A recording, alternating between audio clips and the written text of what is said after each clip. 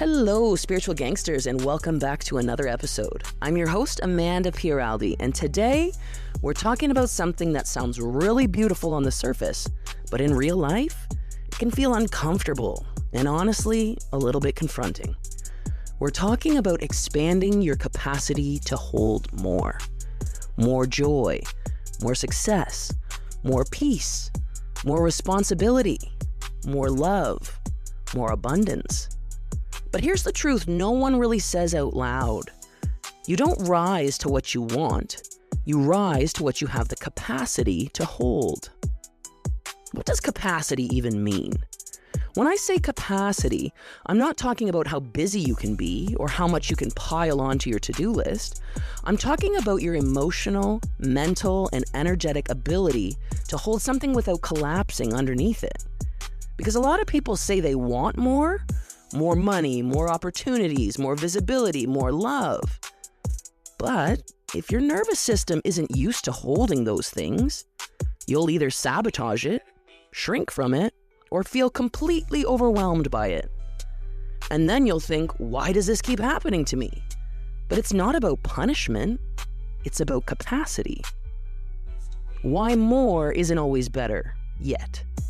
Let me say something that might sting a little. Sometimes you're not being blocked, you're being prepared. Because getting more before you're ready to hold on to it, that's how people burn out. That's how people lose themselves. That's how people attract something they prayed for and then can't sustain it. You don't just need the opportunity, you need the foundation to hold the opportunity. Think about it like this. If you pour a gallon of water into a cup, it's not going to magically expand. It's going to overflow.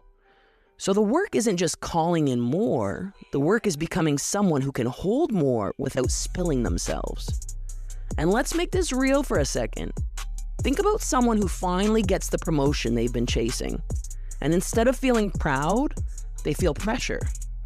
They start overworking, overthinking, second-guessing everything. Not because they're not capable, but because they've never held that level of responsibility before. That's not failure, that's a capacity gap. The subtle ways we resist expansion. Here's where it gets real. A lot of us think we're ready for more, but our actions say otherwise. We say we want peace, but we keep choosing chaos because it's familiar. We say we want healthy love, but we're uncomfortable when it's actually calm. We say we want success, but visibility makes us want to hide. Why? Because your current capacity is tied to what feels safe, not what's possible. And expanding your capacity means stepping into discomfort on purpose. Not chaos, not burnout, but intentional stretch. And sometimes resistance doesn't look like self-sabotage. It looks like procrastination. It looks like, I'll start on Monday. It looks like over-preparing so you never actually have to be seen. And we justify it. We call it timing. We call it being realistic. But really, it's discomfort with holding more. What expanding your capacity actually looks like. This isn't about waking up tomorrow and becoming a completely different person. It's about small, intentional expansions. It looks like holding a little more discomfort without reacting immediately. Sitting with your emotions instead of numbing them. Letting good things happen without waiting for the other shoe to drop. Receiving without deflecting. Resting without guilt.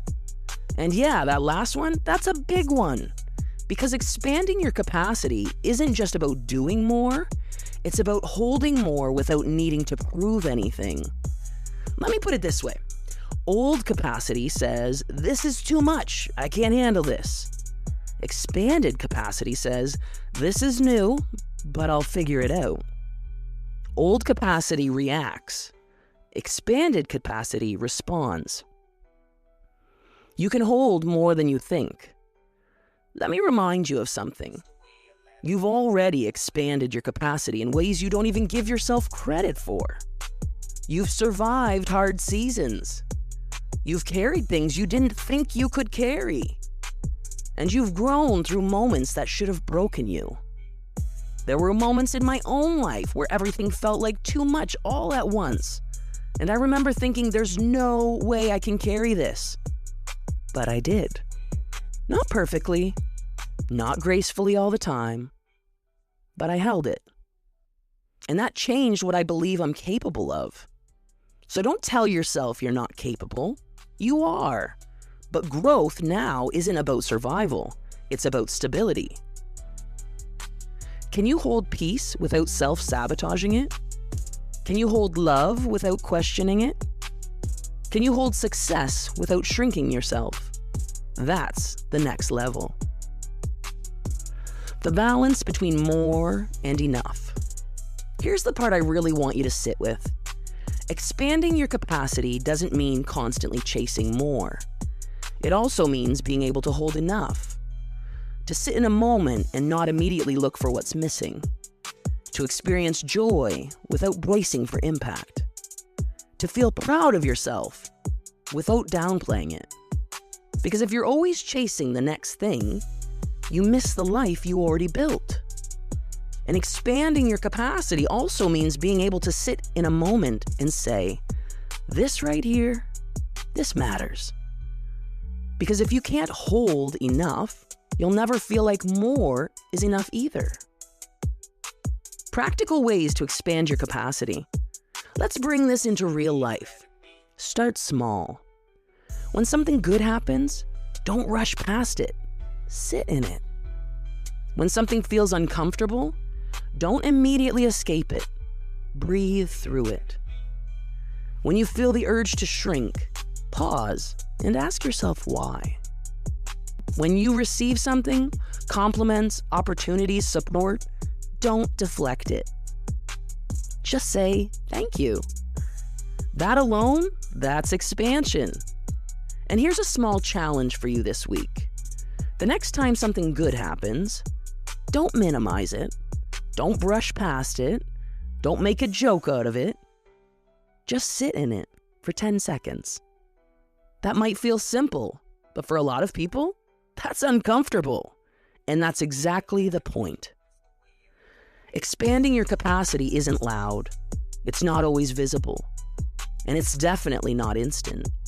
But it's powerful. Because the more you can hold, the less you have to chase.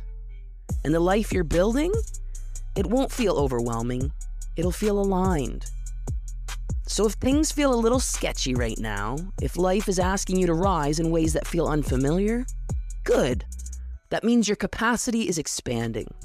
And you're becoming someone who can hold everything you once prayed for. You're not asking for too much. You're just learning how to hold more.